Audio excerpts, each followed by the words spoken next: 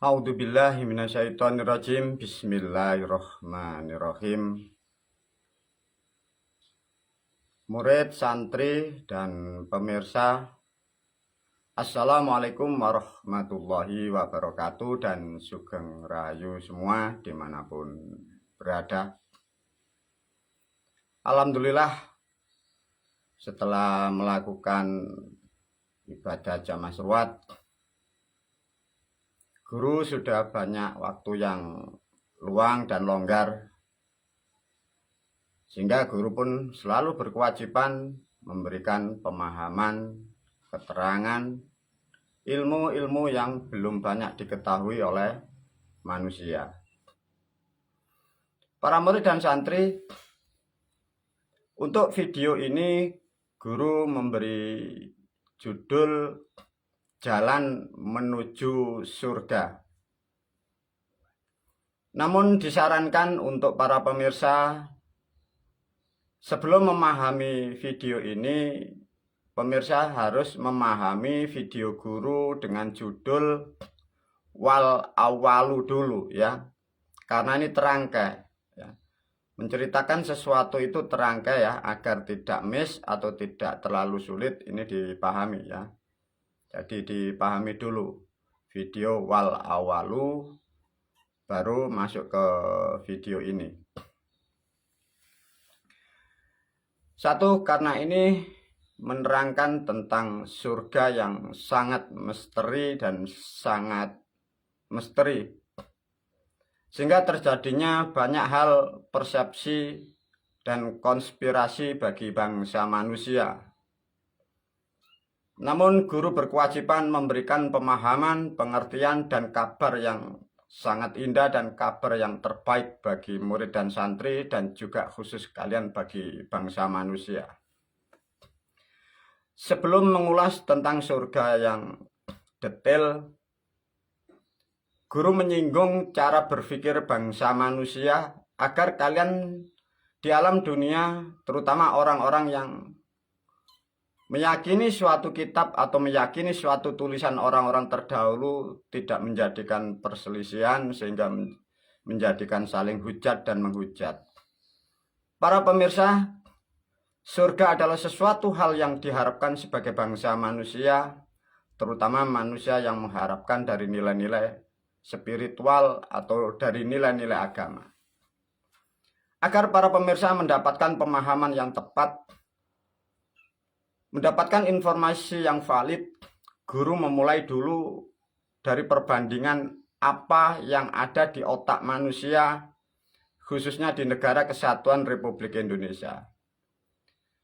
Kata surga sudah jutaan manusia yang mengucapkan dan yang mendengar, dan sudah diucapkan sudah ratusan bahkan ribuan tahun oleh bangsa manusia. Ada yang menyebut sywarga, ada yang menyebut surga, ada yang menyebut jannah, dan macam-macam. Guru masuk ke ranah pemikiran bangsa manusia, khususnya di Indonesia. Guru mengambil dua perbandingan. Karena surga adalah sesuatu hal yang diharapkan bagi bangsa manusia ya. Guru membuat perbandingan. Mohon maaf bagi kalian yang di luar nanti tersinggung, itu hal yang wajar ya. Karena ini adalah pemahaman dan sekaligus uji materi. Satu contoh, di dalam satu keyakinan atau dalam satu keimanan di agama kita Islam, di dalam kitab suci Al-Quran, kata surga pun sering disebut dan sering dikatakan oleh umatnya. Di dalam agama Kristen atau Nasrani atau di dalam kitab Injil, sering manusia pun juga mengucapkan dalam acara ibadah itu pun juga sering menyebutkan kata surga dan surga. Sehingga di situ antara umat pun kadang tidak paham sehingga saling menghujat dan saling mencemooh. Para pemirsa, surga adalah sesuatu hal yang sangat istimewa, tapi sangatlah sulit untuk dikaji dan diterangkan. Lihatlah perbandingan apa yang diajarkan guru melalui video ini.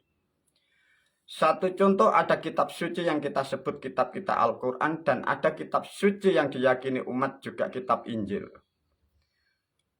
Di dalam kitab suci Al-Quran atau di kitab Injil, kata surga diterangkan hanya sebagai harapan titik akhir atau tujuan bangsa manusia yang mempunyai keimanan atau yang mengimani sesuatu. Pertanyaan bagi kedua kitab. Tatkala Injil menerangkan surga bagi bangsa manusia, dan Quran pun juga menerangkan surga bagi bangsa manusia atau para pengikutnya. Adakah di kedua belah kitab itu, adakah kedua kitab itu menerangkan surga bagi hewan? Para pemirsa dan murid santri diajak berpikir ya. Di dalam kitab kita Al-Quran atau juga di dalam kitab Injil, surga disebut tapi bagi bangsa manusia. Adakah kedua kitab itu menerangkan surga bagi hewan? Kira-kira bagaimana para murid dan santri dan juga para pemirsa yang sudah mempelajari beberapa kitab dan sudah melakukan hal-hal spiritual?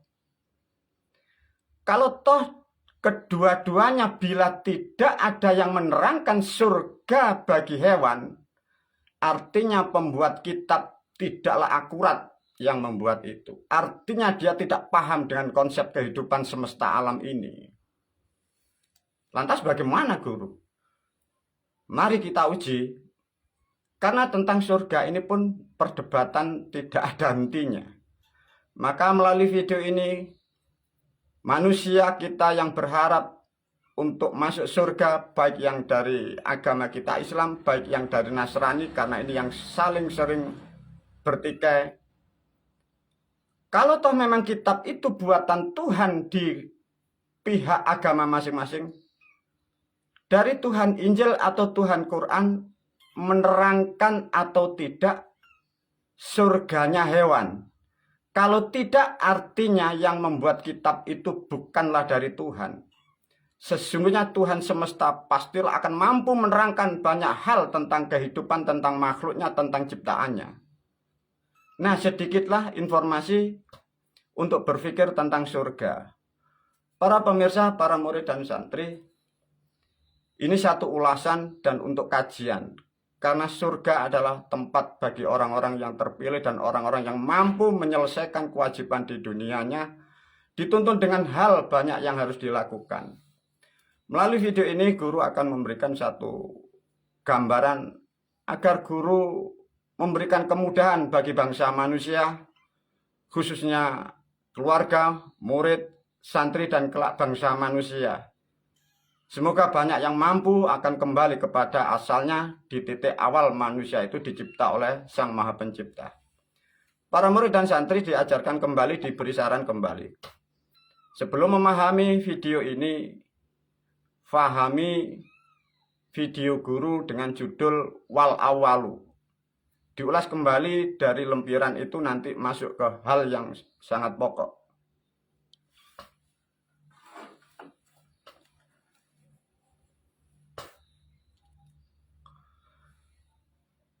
Para pemirsa, di dalam kitab yang ditulis oleh orang-orang terdahulu, guru memberi standar sejak 67 Masehi, itu sudah diplot dan sudah dibakukan oleh para leluhur dari Jawa.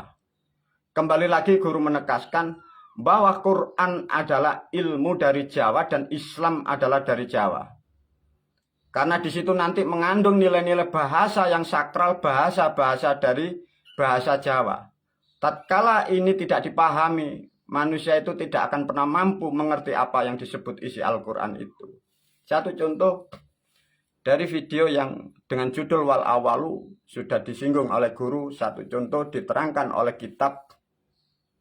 Adanya suatu keadaan para murid dan santri. Diulas kembali satu contoh diterangkan Adam dan Hawa. Para pemirsa, murid dan santri diterangkan, jangan berhayal kalau Adam itu sosok manusia, jangan ditambahi kata atau kalimat nabi, tidak akan pernah ketemu, salah. Jadi kalau di kitab itu ditulis Adam, bahasanya tetap Adam. Hawa ya Hawa. Jangan dirubah Hawa, tidak ketemu ya para pemirsa. Karena sejarahnya dulu dicipta, ditulis, dirancang oleh leluhur kita, itu Hawa. Ini kalau dirubah menjadi Hawa, itu tidak akan pernah ketemu. Karena Hawa dan Hawa tidak sama dengan pemahaman apa yang dimaksud dari leluhur yang merancang dari isi-isi atau makna-makna di dalam kitab Al-Quran itu. Para pemirsa, disimpulkan ada Adam, ada Hawa. Tatkala Adam dan Hawa disatukan dengan buah kuldi, para pemirsa sudah memberi ilustrasi masing-masing. Untuk menggambarkan di situ, untuk menyatukan buah kuldi dibutuhkan namanya ular. Maka ini semua diterangkan sebagai simbol gambaran di dalam kitab-kitab yang ada di dalam agama kita Islam. Namun karena tidak ada yang menerangkan dengan tepat yang benar sehingga manusia berasumsi yang macam-macam. Satu contoh diulas kembali oleh guru. Di sini ada Allah, ada Adam, ada Hawa, ada kuldi, ada ular, ada surga, ada setan. Semua dari 7 kata ini sudah diceritakan dari kitab yang sudah dibuat oleh leluhur kita. Namun karena cara penyampaian kadang manusia itu tidak sempurna atau hanya dibahas Adam dan Hawa dan buah kuldi, tidak dibahas tentang sejarahnya ular dan setan. Sehingga pemahaman itu hilang dan hilang dari makna apa yang disampaikan.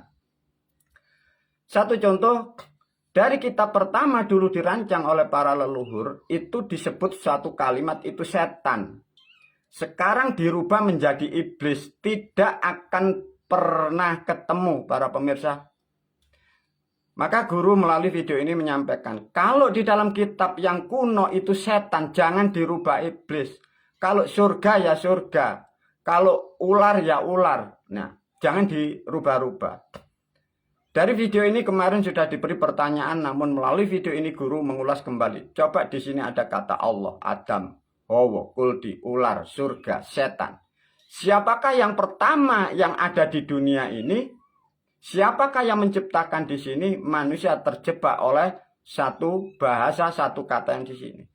Sesungguhnya yang pertama yang sudah ada adalah dia sutradara atau kameramen atau yang menulis atau yang membuat cerita inilah. Sedangkan yang membuat cerita ini, yang membuat tulisan ini adalah leluhur kita dari Jawa. Nah, sedikit ulasan ini, guru akan masuk tentang apa yang disebut nanti surga.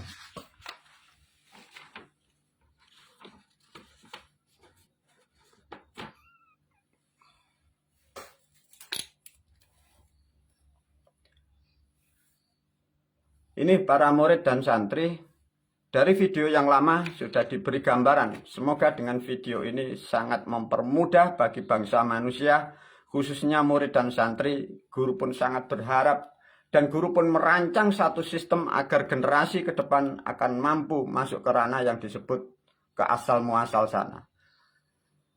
Bila para pemirsa sudah memahami apa yang tadi yang disebut wal awalu, yang disebut surga, di situ ada plus dan minus, ada laki-laki dan pria diwakili bapak dan ibu. Di dalam menyatukan adanya buah kuldi, disitulah yang disebut suatu keadaan yang nikmat, suatu keadaan yang pas, suatu keadaan yang sesuatu terindah dalam sepanjang sejarah manusia. Itulah yang dimaksud surga di dalam cerita kitab suci Al-Quran bahwa Nabi Adam itu di surga. Maka dari pertanyaan penjelasan ini sudah bisa dipahamkan. Kalau begitu surga itu di langit atau di bawah bumi atau di alam seperti yang kita alami ini.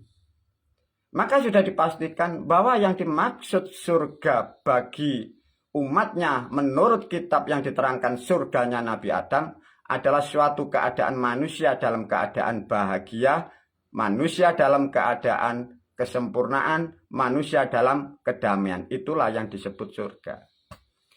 Namun diterangkan oleh orang-orang terdahulu dengan sejarah proses plus dan minus ketemu baru ini menemukan diterangkan dengan sejarah 24 tahapan menjadi 25 terakhir. Nah, inilah yang jadi problem kadang manusia tidak ada yang mengerti sejarah dari kitab. Tatkala Adam dan Hawa itu seperti gambaran di sini, ini bukan sosok dan bukan manusia, ini adalah suatu zat atau sesuatu hal yang misteri. Tidak ada sosoknya dan bukan makhluk pertama di dunia. Lantas diterangkan atau ditulis dari cerita-cerita kitab, ada Nabi Idris, ada Nabi Nuh, ada Nabi Hud, dan seterusnya. Ada Nabi Zakaria, ada Nabi Yahya, dan Nabi Isa. Bahkan yang terakhir adanya Nabi Muhammad. Sudah dipastikan bahwa kitab-kitab itu adalah peribahasa atau bukan sejarah yang terjadi daripada kehidupan di suatu negara. Lantas bagaimana guru kitab-kitab yang beredar? Sudah dipastikan bahwa itu adalah salah dan nyimpang dari apa yang dimaksud. Satu contoh diulas oleh guru, semoga para pemirsa tidak salah memahami tentang kehidupan, agar tidak salah memahami Quran dan Islamnya. Tatkala surga di situ ada bapak dan ibu bagaikan kemanten baru plus dan minus, disitulah ketemunya titik biji manusia. Diproseslah dengan 24 tahapan. Tatkala sudah menjadi sempurna, menjadi manusia yang sudah berbentuk bayi, yang akan lahir ke dunia, alam kandungan ini dari orang Jawa, dari leluhur kita disebut namanya Guwa Garba. Di zaman sekarang disebut alam kandungan. Digubah, dirubah dalam kitab agama Islam oleh leluhur kita disebutlah Guwa Hira. Guwa Hira dibaca bahasa sekarang, tapi sebenarnya dari leluhur dulu disebut Guwa Hira. Nah, inilah sandi-sandi yang disimpan oleh leluhur kita, belum pernah dibuka oleh bangsa manusia sejak 1957. Coba guru membuka sesuatu tabir yang sangat misteri ini. Dari 24 menjadi proses manusia, wujudlah di dunia sebagai manusia pertama di dunia. Maksudnya manusia pertama adalah diri Anda masing-masing. Manusia pertama dari proses yang dimulai plus dan minus atau dari bapak dan ibu disebutlah di sini sebagai Muhammad. Dalam bahasa medis disebutlah raga atau tubuh, bahasa keilmuan disebut wadak, dalam bahasa kehidupan disebut batur atau disebut utusan. Karena leluhur kita untuk memahamkan sejarah agar manusia bisa kembali ke asal muasal, leluhur dulu membuat konsep namanya tuntunan. Raga ini diberilah nama Muhammad atau raga diberi sebutan nilai Muhammad. Artinya yang disebut Muhammad itu adalah tubuh atau raga atau nilainya sebagai batur atau utusan. Manusia salah memahami sejarah tentang agama, dikira orang Arab yang lahir di Mekah sana. Nah, inilah yang disebut para murid dan santri, tahapan pertama, kedua, sampai ke 24, sampai menjadi 25 lahir sebagai manusia. Inilah yang disebut Muhammad adalah nabi terakhir. Yang dimaksud nabi terakhir adalah proses manusia mulai ketemunya suami dan istri, ketemunya proses-proses di kandungan, inilah yang disebut nabi-nabi itu. Menceritakan suatu proses pembentukan tubuh manusia, karakter manusia, itulah yang disebut nabi-nabi itu. Pada hakikatnya manusia salah pemahaman, dikira ada manusia di negara yang lain. Itulah para murid dan santri, ini betul-betul dipahami. Bila tidak paham sehingga iman dan ilmu kalian salah. Coba diulas oleh guru.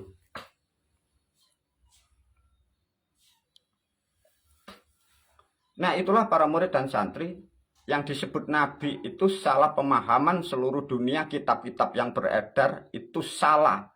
Guru memastikan itu salah, ya.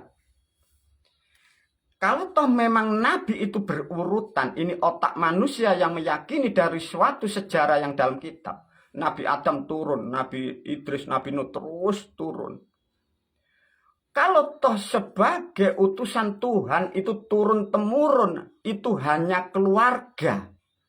Itu salah kaprah.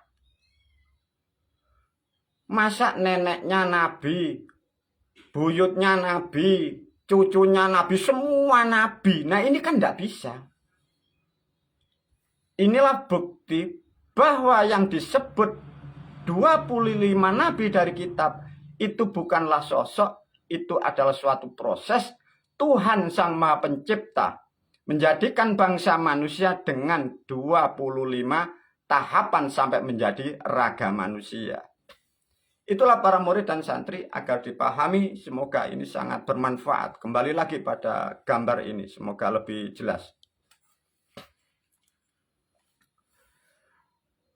Karena leluhur dulu ini sudah diplot para pemirsa, raga manusia dituntunlah, dibimbinglah dengan orang-orang terdahulu dari moyang Jawa. Maka dibuatlah namanya tuntunan. Maka bukan keyakinan dan bukan agama. Maka orang-orang terdahulu yang disebut agama itu adalah tuntunan. Dituntun dengan bahasa, raga diwakili Muhammad itu.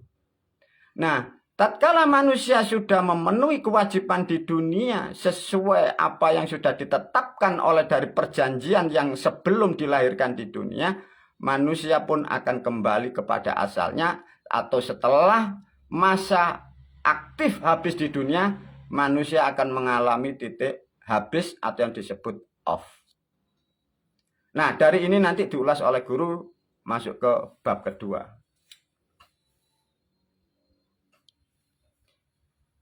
Para pemirsa, semoga betul-betul video ini sangat membantu ya, khususnya bangsa manusia. Dan ini pun juga saya khususkan kepada generasi guru dari keluarga guru, khususnya murid dan santri.